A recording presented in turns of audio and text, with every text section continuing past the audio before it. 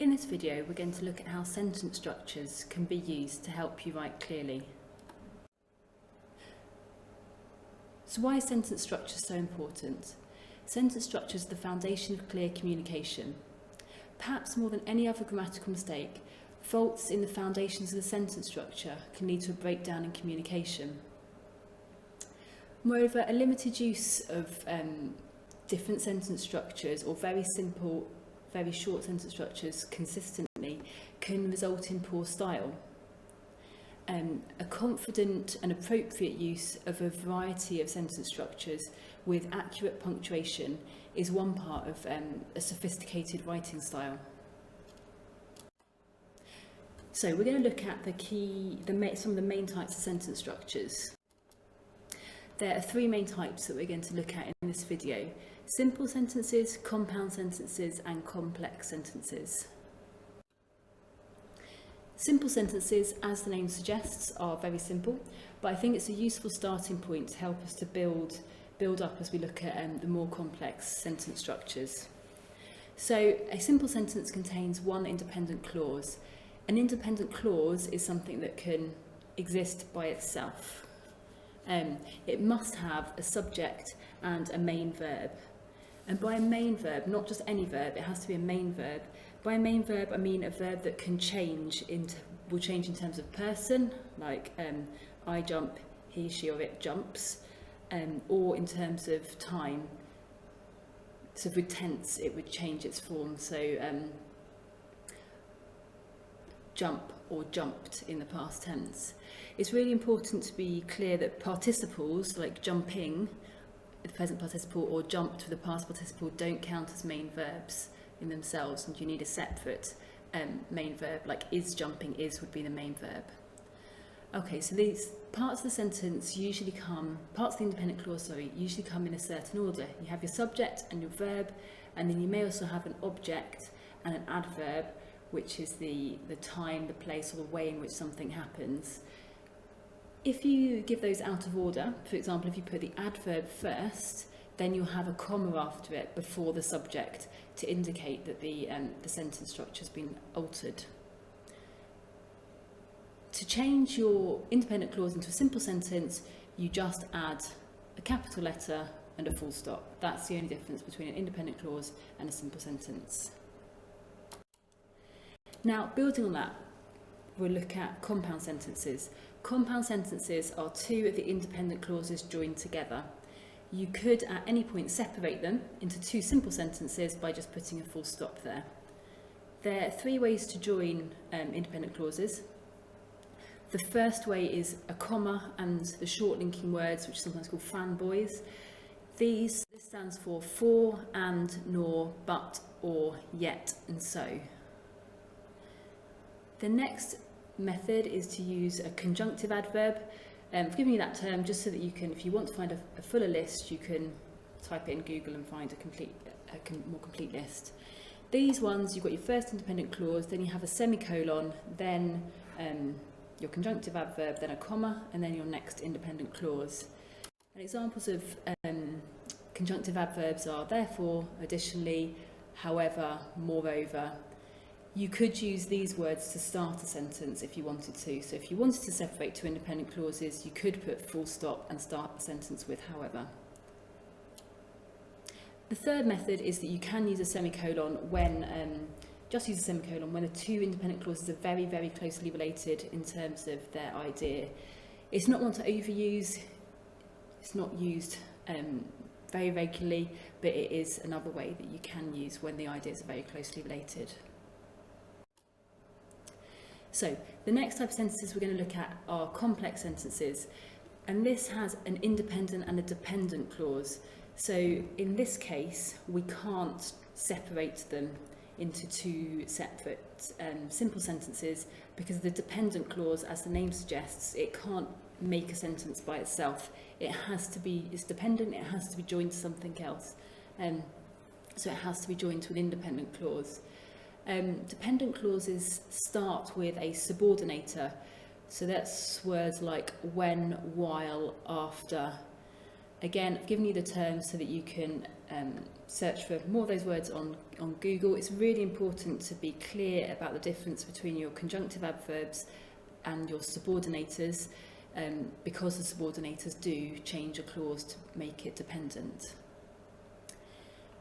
The two types of complex sentences we're going to look at here are adverbial clauses, which give more information about time and place, and adjectival clauses, which describe a noun. So with the adverbial clause, the dependent clause can come second, or it can come first, and that then affects the punctuation. So if we see here, we've got the dependent clauses underlined. So while the blades spin. While is your subordinator, the blade is the subject, spin is the verb. Then you've got your independent clause, they is your subject, cut is your verb, and then the grass is your object. Here the dependent clauses come first, so you've got a comma before the independent clause. In the second sentence, you've got your independent clause first, the grass is cut, and then that dependent clause, while the blades spin, has come second, but notice this time there's no comma. So that's just a simple rule, punctuation. The punctuation rule for adjectival clauses is maybe slightly more complicated, and also I think is less clear cut, and sometimes is maybe not used quite as widely. But this one is about giving whether the information is essential to know what you're talking about, or whether it's extra information. So for example here, the space elevator games, which are run every year, aim to develop space technology. Which are run every year is the dependent clause. It couldn't exist by itself, and it's got the commas around it because it's already clear what you're talking about. The space elevator games, it's giving you the name of the games, you know what we're talking about. And the which are run every year isn't essential to know what these games are. It's just extra information. It could be missed out and we would still know what was being talked about.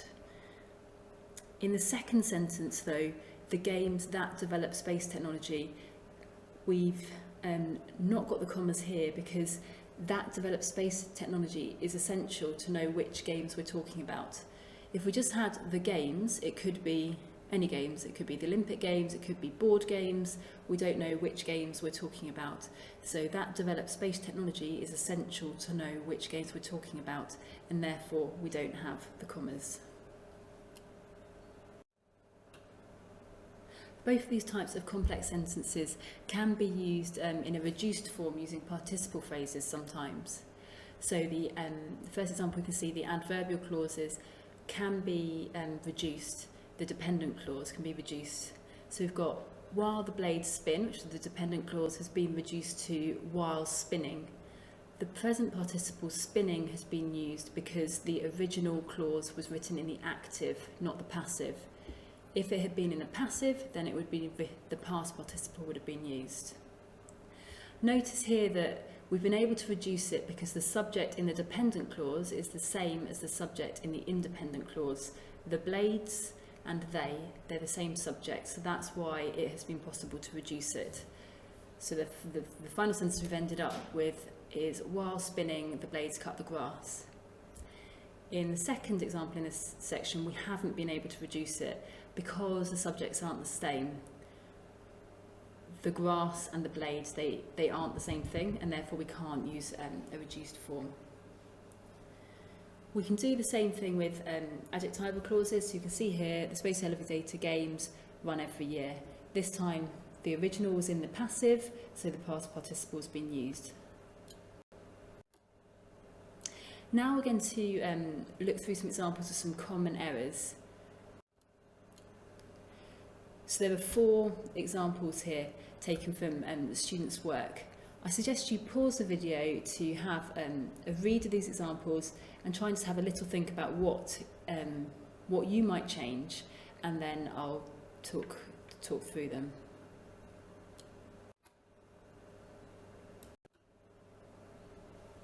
So the first example is a problem of sentence fragments. We said that for an independent clause you must have a subject and a main verb, and we said a participle can't be your main verb. in this sentence, we haven't got a subject or a main verb. So we could change it to this includes, and this would be the subject and includes would be your main verb. Alternatively, if they'd wanted to have that whole phrase, including medical tests for those beyond a particular age, if they wanted that whole phrase to be their subject, we could have added a verb after that. So we could have said, including medical tests for those beyond a particular age is very important. Sentence fragments are a really serious error because they're the type that lead to the breakdown in communication. Fragments are often caused by a missing main verb, so that might be there's not a verb there at all, or it might be that it's the wrong form of a verb. It might be a participle, as in this case. They're also caused by a missing subject, or where you've got a dependent clause starting with the subordinator without an independent clause. Whilst we're talking about sentence fragments, something I've seen increasingly recently is a mistake with brackets and whilst referencing leading to a grammatically incomplete sentence. So obviously it's important to reference, and the student has tried to do that here, saying Smith 2013 reported that.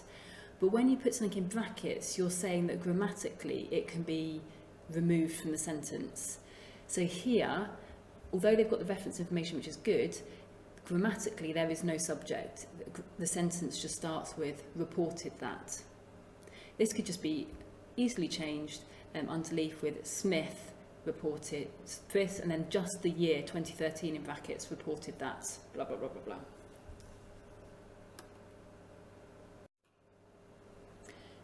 The main problem with this second example, one main problem with this second example, is sentence length. It's hard, or not really possible without a lot of effort to read this sentence out in one breath, and I find that can just be a helpful test of sentence length.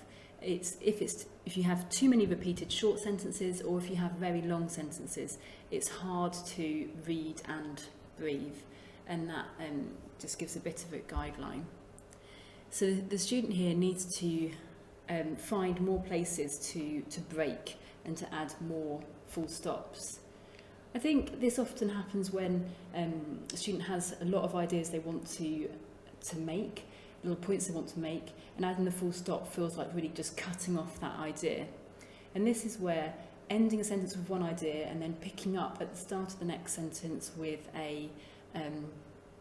the same word again, or with a synonym, or with the same idea, and then carrying on from there, you can maintain flow and not have overly long sentences. So they need to add some full stops and think about maintaining the flow across sentences.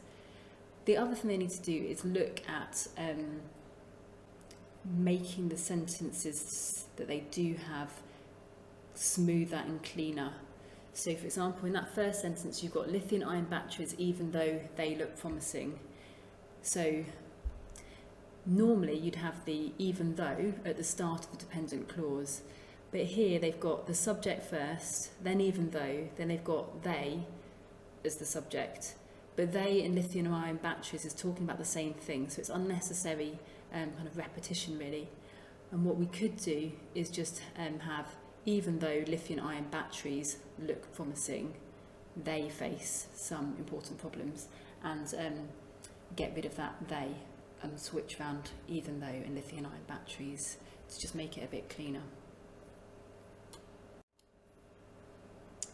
The next example is an issue of punctuation. So it was discovered in 2004, is an independent clause, and then we've got another independent clause after that, and we can't join two independent clauses just with a comma. That would be a comma splice, we'd call that.